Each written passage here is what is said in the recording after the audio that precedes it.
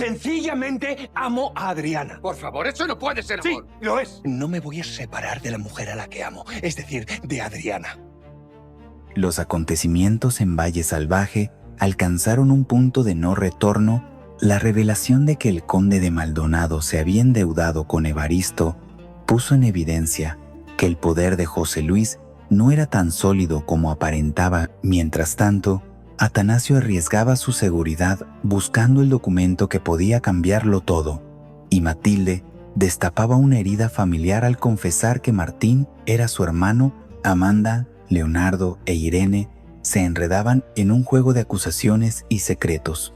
Mientras Bárbara se mantenía firme en su cruzada personal, Julio, golpeado física y emocionalmente por su padre, afrontaba la realidad de que sus propios actos también habían contribuido a la fractura familiar. Victoria, en su rol de duquesa, intentó imponer su voluntad a Adriana, exigiéndole que rompiera con Rafael, pero ni la autoridad ni las amenazas lograron quebrar la determinación de la joven. El enfrentamiento directo entre Rafael y el duque confirmó que no habría reconciliación. La declaración abierta de amor de Rafael a Adriana desató la ira de José Luis, que ya planeaba un castigo ejemplar, el destierro. Sin embargo, la posible revelación de la verdadera propiedad de las tierras en manos de Pedrito podía convertir ese castigo en una humillación para el propio duque. En este tablero de pasiones, secretos y traiciones, cada personaje movía sus piezas con un objetivo claro. La segunda temporada se acercaba a un cierre que prometía ser explosivo, y el valle entero aguardaba el desenlace de una partida en la que el amor, el poder y la verdad estaban en juego. Hola a todos y bienvenidos de nuevo al canal TVN Revisar. Aquí seguimos trayéndote, como siempre, los mejores avances y narraciones de tus novelas favoritas. Gracias por estar aquí y por acompañarnos un día más. La tensión acumulada llegó a su punto álgido cuando Rafael decidió enfrentar directamente a su padre. La noticia del romance con Adriana ya había recorrido la casa como un incendio, y el duque, aunque físicamente debilitado, mantenía una furia que se sentía en cada mirada. Rafael lo encontró en su despacho, sentado tras el escritorio, con el ceño fruncido y las manos apoyadas sobre la mesa. El ambiente era denso, casi irrespirable. Sin esperar invitación, Rafael habló. No pienso separarme de la mujer que amo, y esa mujer es Adriana. José Luis lo observó en silencio durante unos segundos, como si evaluara el alcance de sus palabras. Luego, con voz grave y pausada, preguntó: ¿Eso es lo que consideras amor? Sí, lo es, y no voy a dejarla, aunque tú lo ordenes, replicó Rafael, firme. La respuesta encendió la chispa de la cólera del duque. Apoyó las manos con fuerza sobre la mesa, incorporándose con dificultad, pero sin perder la autoridad en su porte. Su respiración se aceleró, y por un momento pareció que el cansancio físico iba a ganarle la batalla. Sin embargo, sus palabras fueron tan duras como siempre. Has traicionado a tu hermano, a tu familia, y a mí.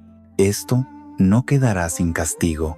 Rafael no retrocedió. La determinación en sus ojos dejó claro que no se trataba de una rebeldía pasajera, sino de una decisión tomada con plena conciencia de las consecuencias.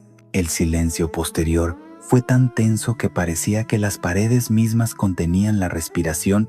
José Luis, sin más, se dejó caer en su sillón, no porque se rindiera, sino porque en su mente ya se formaba el plan para aplicar un castigo ejemplar.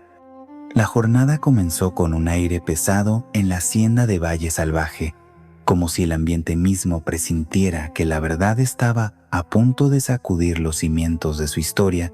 La revelación llegó con fuerza. Don Antonio, el conde de Maldonado y padre de José Luis, había sido quien contrajo una gran deuda con don Evaristo Salcedo de la Cruz, padre de Adriana.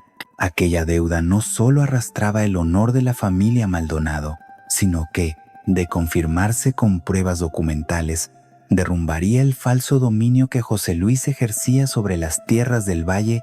Mientras tanto, Bárbara urdía su propia estrategia. Cansada de esperar explicaciones, citó a Irene y a Leonardo, en lo que parecía una simple reunión, pero en realidad era una emboscada cuidadosamente preparada. Frente a ellos, dejó caer la frase que encendió la tensión. Sabía la verdad, los acusó de haberla decepcionado profundamente, y aunque Leonardo intentó hablar con ella en privado para suavizar la situación, sus palabras no surtieron efecto. Bárbara se mantuvo firme, cerrada a cualquier conciliación. En otro rincón, Atanasio, movido por la promesa que le había hecho Adriana, se arriesgó a entrar en el despacho del duque. Buscaba el documento que probaba la deuda y la verdadera propiedad de las tierras. Sus manos revisaron con rapidez el sobrefondo de un cajón, pero para su frustración no encontró nada. Fue entonces cuando Matilde, al tanto de la misión, le sugirió que probablemente Victoria guardara ese documento en su carpeta de cuero, ya que ella también estaba implicada en el asunto. La tensión crecía, no solo por lo que estaba en juego, sino porque José Luis estaba a punto de sorprender a Atanasio en plena búsqueda. Cada segundo en aquel despacho era una cuerda floja sobre un precipicio. Atanasio logró salir antes de ser descubierto, pero la certeza de que el documento existía lo empujaba a seguir adelante. La trama se enredaba más con cada movimiento. Matilde, intentando distraer a Atanasio de su peligroso objetivo, habló con él sobre una cuestión personal. Le confesó que alguien muy importante para ella formaba parte de su pasado. No pronunció el nombre, pero Atanasio no tardó en deducirlo. Ese nombre era Martín, y la historia entre ellos estaba marcada por una ruptura tan profunda como dolorosa. Matilde, aún con la voz cargada de una mezcla de nostalgia y resentimiento, decidió contarle a Atanasio la verdad. Martín no era solo un conocido de su pasado, sino su hermano de sangre. Esa revelación, lejos de ser un detalle familiar más, llevaba consigo una historia de distanciamiento que había dejado heridas abiertas por algún motivo que nunca habían resuelto. Martín había dejado de hablarle, rompiendo cualquier vínculo entre ambos. Atanasio, sorprendido pero también consciente del peso que aquello tenía para Matilde, trató de animarla a dar el primer paso para reparar la relación. Le sugirió que lo buscara, que intentara iniciar una conversación antes de que el rencor se asentara de manera definitiva, pero Matilde negó con la cabeza, convencida de que Martín no escucharía nada que viniera de ella. Mientras tanto, en otro punto de la hacienda, Martín parecía confirmar las palabras de su hermana con su actitud. En una conversación con Francisco, le confesó que lo veía como el único hermano que realmente había tenido, lo que dejaba entrever que la relación con Matilde estaba completamente rota. Aún así, las miradas esquivas y los silencios prolongados mostraban que el tema estaba lejos de ser indiferente para él. Atanasio, ahora en posesión de un secreto personal que no buscaba, reflexionaba sobre cómo esas historias familiares rotas parecían repetirse en todo el valle. La fractura entre Matilde y Martín se asemejaba, en cierto modo, a la lucha que él mismo mantenía con José Luis. En ambos casos, el orgullo y viejas heridas impedían tender puentes. La revelación también lo llevó a una conclusión. Si bien el tema de las tierras y la deuda del duque era urgente, las relaciones humanas que lo rodeaban eran igualmente frágiles y peligrosas de manejar, y quizá reparar un vínculo roto podría ser más complicado que recuperar un documento oculto. Amanda, siempre atenta a los cambios de humor de su hijo, decidió que ya no podía quedarse al margen.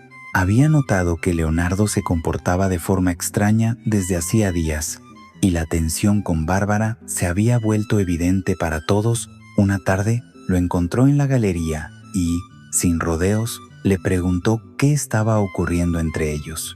Leonardo, incómodo, evitó responder y trató de desviar la conversación hacia temas triviales, pero Amanda no estaba dispuesta a rendirse tan fácilmente. Viendo que su hijo no soltaba prenda, decidió buscar otra vía para llegar a la verdad. Irene, la joven, sorprendida por la visita de Amanda, escuchó cómo la madre de Leonardo intentaba sonsacarle cualquier detalle que pudiera aclarar la situación. Sin embargo, Irene, aunque más directa que Leonardo, tampoco parecía dispuesta a revelar mucho. En medio de estos intentos, un detalle empezó a tomar forma. La misteriosa carta que había llegado a manos de Bárbara. Leonardo acusó a Irene de habérsela entregado, pero ella negó categóricamente haberlo hecho. Amanda, por su parte, no tenía idea de cómo aquella carta había terminado sobre la mesa de Bárbara. Esto abría la puerta a una posibilidad inquietante, que alguien, al encontrar la carta dirigida a Bárbara, se la hubiera dejado allí por simple casualidad. Sin medir las consecuencias, Bárbara, lejos de calmar las aguas, decidió atacar directamente frente a Irene. Le preguntó por qué. Si era tan amiga de Amanda, no se lo contaba a ella misma. Le recordó que había besado a Leonardo, sabiendo que Bárbara estaba ilusionada con él, y le dejó caer que, si Amanda se enteraba de la verdad, pensaría lo peor sobre ella. El ambiente se volvió insoportable. Entre acusaciones veladas, silencios tensos y verdades a medias, la relación entre los tres se enredaba cada vez más. La carta, que parecía un simple objeto, se había convertido en una pieza clave para comprender el origen del conflicto. Julio, todavía con el labio partido por el puñetazo que le había propinado su padre, se sentía como un hombre reducido a escombros. En el silencio de su habitación, repasaba una y otra vez la escena, el peso de las palabras y la fuerza del golpe.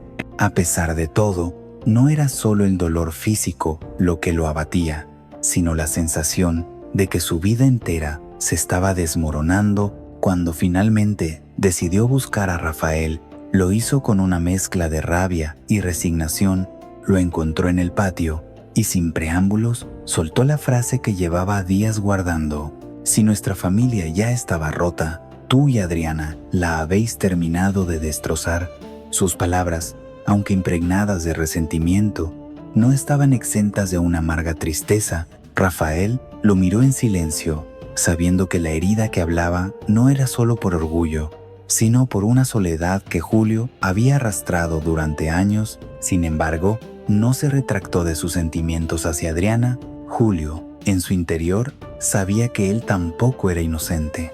Recordaba perfectamente cómo había sido él quien sugirió a su padre y a Victoria buscar a una joven que distrajera a Rafael con el objetivo de apartarlo de Adriana. También sabía que había ocultado la carta de Victoria a Úrsula para utilizarla en sus propios planes. Aún así, en aquel momento, la imagen que proyectaba era la de un animal herido, alguien que había recibido un golpe físico y emocional que lo dejaba tambaleante. La conversación terminó sin reconciliación, solo con un silencio pesado que dejaba claro que la distancia entre ambos hermanos era ahora un abismo.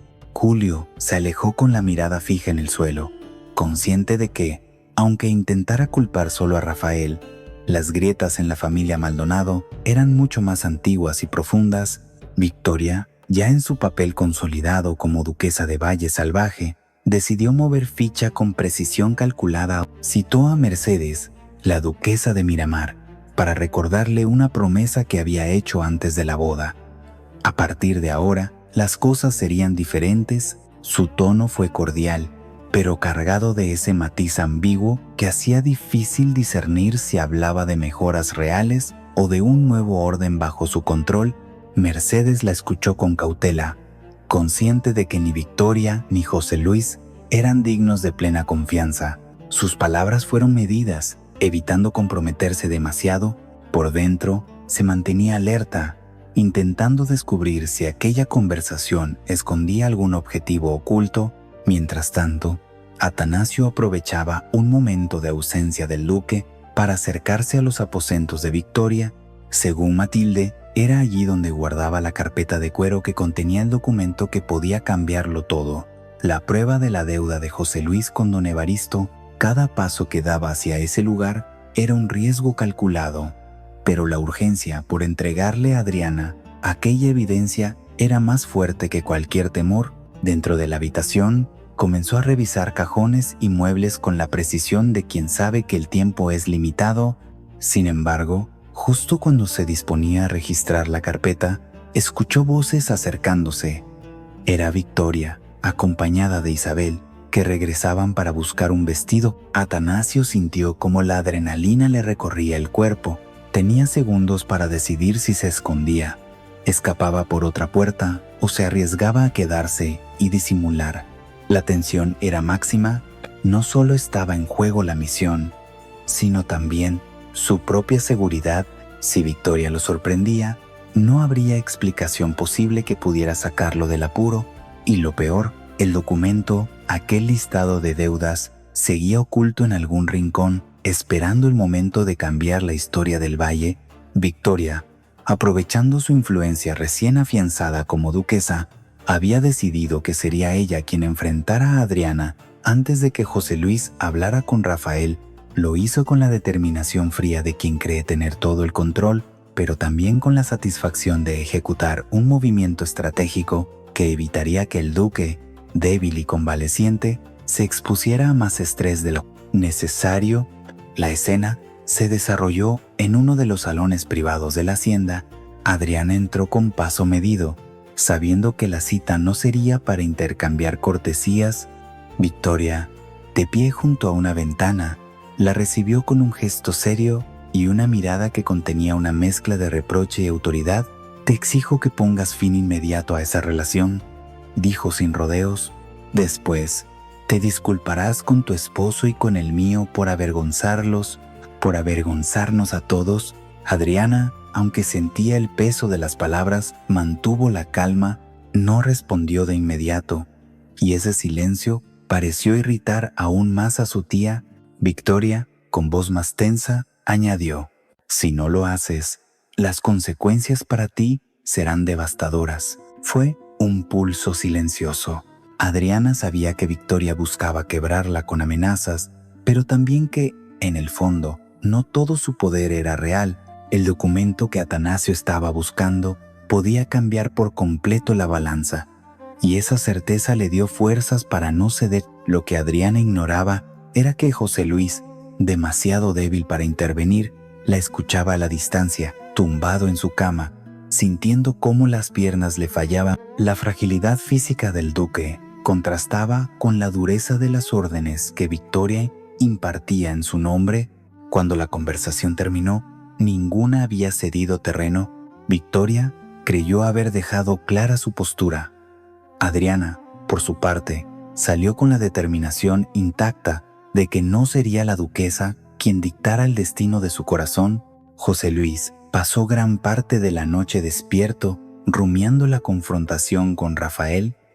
La humillación que sentía no se debía solo a la desobediencia de su hijo, sino al hecho de que esa relación con Adriana minaba la autoridad que había construido durante años. No podía permitirlo. Al amanecer, ya había tomado una decisión. El castigo sería el destierro. En su mente, la idea era clara: expulsar a Rafael de Valle Salvaje no solo lo apartaría de Adriana, sino que serviría como advertencia para cualquiera que pensara desafiarlo. Sin embargo, desconocía un detalle crucial. Legalmente, esa medida podría volverse en su contra si Adriana lograba probar que las tierras pertenecían a su hermano Pedrito, y considerando que Rafael era el testaferro actual, el duque no tendría ningún derecho a echarlo. Adriana, por su parte, ya veía venir el movimiento de José Luis. Cada amenaza, cada mirada de desprecio, confirmaba que su tío buscaría una forma de separarlos por la fuerza. Por eso, la obtención del documento que Atanasio buscaba se había convertido en una carrera contra el tiempo. Ese papel, que demostraba tanto la deuda del duque como la verdadera titularidad de las tierras, era su única arma para frenar el destierro. Mientras José Luis comenzaba a dar instrucciones veladas a sus hombres de confianza para preparar la partida de Rafael, Adriana afinaba su plan para presentar la prueba en el momento justo. El choque era inevitable. En los pasillos de la hacienda, el ambiente estaba cargado de rumores. Algunos creían que Rafael cedería antes de llegar a un enfrentamiento abierto. Otros apostaban que Adriana encontraría la forma de salvarlo. Lo único cierto era que el futuro de Valle Salvaje pendía de un hilo, y que la decisión final podría redefinir el poder en el valle para siempre.